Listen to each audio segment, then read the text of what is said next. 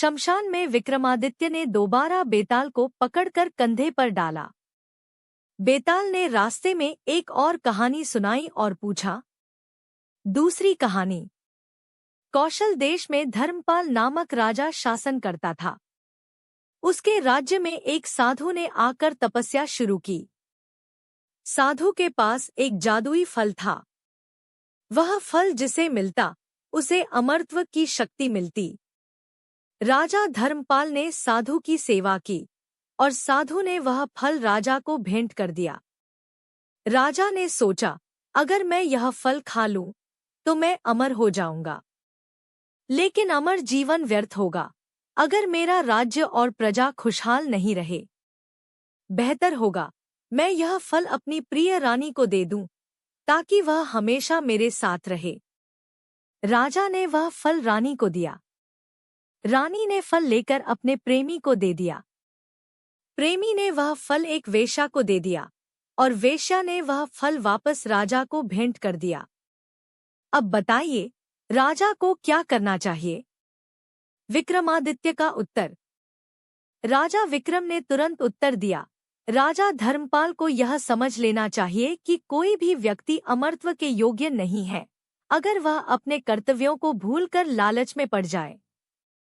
उसे उस फल को त्याग कर अपने राज्य और प्रजा की भलाई में ध्यान लगाना चाहिए। फल को त्याग देना ही सही विकल्प है। बेताल ने उत्तर सुनकर हंसते हुए कहा, राजन, तुमने फिर सही उत्तर दिया, लेकिन मैंने कहा था यदि तुम बोले तो मैं लौट जाऊंगा। और बेताल उड़कर फिर से पीपल के पेड़ पर जा लटका। अनेक कहानियां और प्रश्न। राजा विक्रम बार बार बेताल को पकड़कर लाते और वह हर बार एक नई कहानी सुनाता। हर कहानी के अंत में बेताल राजा से एक ऐसा प्रश्न पूछता जो नैतिकता, तर्क और बुद्धिमानी की परीक्षा लेता। लेकिन राजा विक्रम ने कभी हार नहीं मानी। वह हर बार बेताल की चुनौती स्वीकार करते और अपनी तीव्र बुद्धिमत्ता से हर प्रश्न का उत्तर देते। अंतिम कहानी और विजय। आखिरकार बेताल ने एक आखिरी कहानी सुनाई और राजा की परीक्षा ली। जब राजा ने सही उत्तर दिया तो बेताल ने कहा, राजन, तुमने अपनी सत्यनिष्ठा, साहस और धैर्य से यह परीक्षा पास कर ली है। अब मैं तांत्रिक के हाथों नहीं जाऊंगा। वह तांत्रिक तुम्हें धोखा देना चाहता है। बेताल ने राजा को तांत्रिक के षड्यंत्र के बारे में बताया। राजा ने अपनी सूझबूझ से तांत्रिक को पराजित किया और अपने राज्य में सुख शांति स्थापित की। इस प्रकार राजा विक्रमादित्य और बेताल की कहानियां ज्ञान, नैतिकता और तर्क के अद्भुत उदाहरण बनकर अमर हो गईं। एक ध्यान और प्राणायाम करें। रोज ध्यान करने से मानसिक शांति मिलती है। प्राणायाम तनाव को कम करता है और सकारात्मक ऊर्जा बढ़ाता है। धैर्य रखें। जीवन में कष्टों का सामना करने के लिए धैर्य सबसे बड़ा हथियार है। 2. आत्मविश्लेषण करें। कष्ट का कारण समझें। हर समस्या का कोई न कोई कारण होता है। समस्या की जड़ को समझकर उसे दूर करने का प्रयास करें। सीखने का नजरिया अपनाएं। कष्टों को एक सीखने का अवसर मानें। यह हमें बेहतर इंसान बनाता है। 3. सकारात्मक सोच अपनाएं। आशावादी बने। नकारात्मक विचारों को त्यागें और हर परिस्थिति में सकारात्मक पहलू खोजें। आभार प्रकट करें। जो कुछ आपके पास है उसके लिए कृतज्ञ रहें। यह आपको मानसिक संतोष प्रदान करेगा। 4. संगति सुधारें। अच्छे लोगों के साथ रहें। सकारात्मक और प्रेरणादायक व्यक्तियों के साथ समय बिताएं। किसी से साझा करें। अपने कष्टों को परिवार, मित्र या किसी विश्वसनीय व्यक्ति के साथ साझा करें। इससे मन का बोझ हल्का होता है। 5. आध्यात्मिक मार्ग अपनाएं। ईश्वर पर विश्वास रखें। ईश्वर पर अटूट विश्वास रखने से मन में शांति और दृढ़ता आती है। प्रार्थना करें। प्रार्थना और भक्ति में अद्भुत शक्ति होती है। यह हमारे कष्टों को सहने की शक्ति देती है। 6. स्वास्थ्य का ध्यान रखें। संतुलित आहार लें। पोषक भोजन तनाव को कम करने और शारीरिक ऊर्जा बढ़ाने में मदद करता है। नियमित व्यायाम करें। व्यायाम तनाव को कम करता है और दिमाग को ताजगी प्रदान करता है।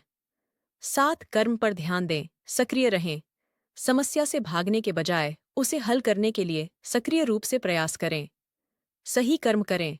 भगवद गीता में कहा गया है, कर्म करो, फल की चिंता मत करो। अपने कार्यों पर ध्यान केंद्रित करें। 8. समय के महत्व को समझें। समय सबसे बड़ा चिकित्सक है। कष्ट हमेशा स्थायी नहीं होते। समय के साथ हर दुख खत्म हो जाता है। अतीत को छोड़ें। बीती बातों को याद करके परेशान न हों। वर्तमान में जीने का प्रयास करें। 9. दूसरों की मदद करें।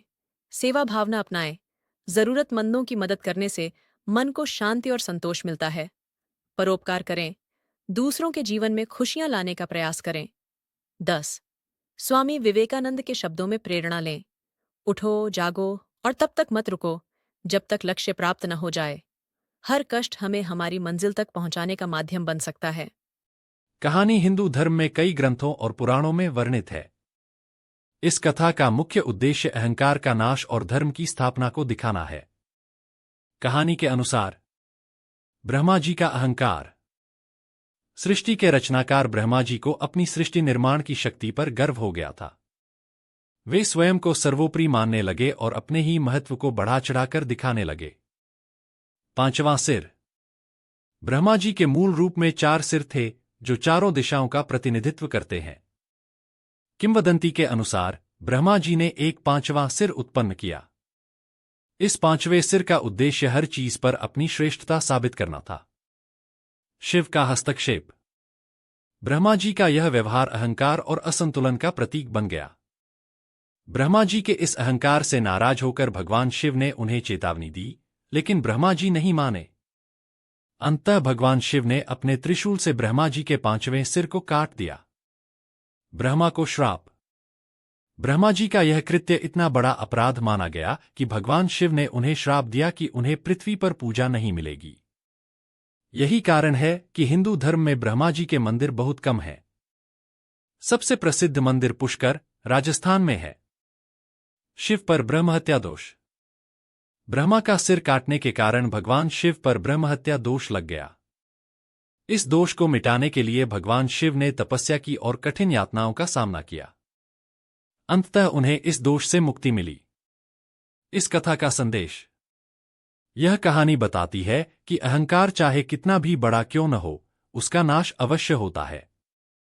भगवान शिव का यह कृत्य धर्म और संतुलन की रक्षा के लिए था।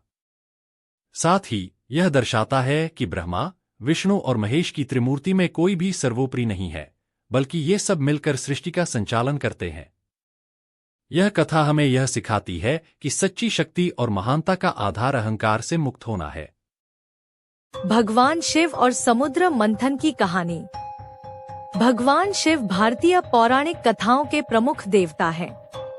उनकी अनेक कहानियों में से समुद्र मंथन की कहानी विशेष महत्व रखती है। यह कथा हमें उनकी करुणा, धैर्य और बलिदान का संदेश देती है। पुराणों के अनुसार एक बार देवताओं और असुरों ने अमृत प्राप्त करने के लिए समुद्र मंथन का निर्णय लिया। यह कार्य अत्यंत कठिन था और इसके लिए दोनों पक्षों ने मिलकर मंदराचल पर्वत को मथनी और नाग वासुकी को रस्सी बनाया। मंथन आरंभ हुआ और समुद्र से अनेक रत्न, औषधियां और कीमती वस्तुएं निकली। मंथन के दौरान एक अत्यंत विषैला पदार्थ, हलाहल विष, निकला। यह विष इतना घातक था कि उसकी तीव्रता से तीनों लोग संकट में पड़ गए। विष की गंध और प्रभाव से सभी देवता और असुर परेशान हो गए। तब सभी ने भगवान शिव से सहायता की प्रार्थना की। भगवान शिव, जिन्हें लोगों का रक्षक और करुणामय माना जाता है, ने सभी की रक्षा के लिए विष को ग्रहण करने का निश्चय किया। उन्होंने विष को अपने हाथों में लिया और उसे पी लिया, परंतु उन्होंने उसे अपने गले से नीचे नहीं उतरने दिया और उसे वहीं रोक दिया। इसी कारण उनका गला नीला पड़ गया और उन्हें नीलकंठ नाम से जाना जाने लगा। शिव जी के इस बलिदान ने न केवल तीनों लोगों को बचाया, बल्कि यह भी सिखाया कि सच्चे नेतृत्व में दूसरों की भलाई के लिए त्याग और सहनशीलता आवश्यक है। उनके इस कृत्य से सभी देवताओं और असुरों ने उनकी प्रशंसा की। समुद्र मंथन के आगे की प्रक्रिया में अंततः अमृत भी प्राप्त हुआ, जिसे देवताओं ने ग्रहण किया और असुरों को पराजित किया। इस प्रकार भगवान शिव ने केवल विष को ग्रहण कर त्रिलोक की रक्षा की, बल्कि समस्त जीवों के कल्याण का मार्ग भी प्रशस्त किया। इस कहानी से हमें यह सीख मिलती है कि महान व्यक्तित्व अपनी कठिनाइयों को सहन कर दूसरों के लिए भलाई का मार्ग प्रशस्त करते हैं। भगवान शिव का यह बलिदान आज भी हमें साहस, त्याग और परोपकार का संदेश देता है।